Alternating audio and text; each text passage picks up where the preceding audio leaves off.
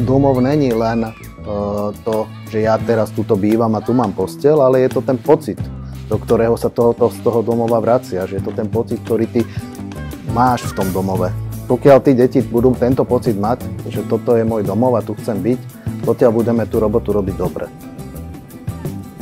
Keď si v kontakte s dieťaťom, ktoré prežilo si takýto príbeh, trošku prížmu rokov, viac ako pri inom človeku. Nehovorím, že iný meter a že teraz oni môžu robiť veci, ktoré iné deti nemôžu a že úplne mu uvoľniť hranice len preto, že mali taký príbeh, aký mali, ale pomohlo by strašne, keby naozaj tá verejnosť, že proste s týmto pristupovala k tomu človeku.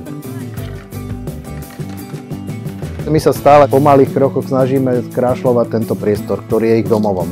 A stále sa to snažíme zlepšovať. A toto vnímame, že stará, nejaká časom ošarpaná, neprivetivá stena sa má schopnosť premeniť na úžasný obraz plný farieb, kde sa budú ľudia fotiť, kde vznikne nejaká emócia.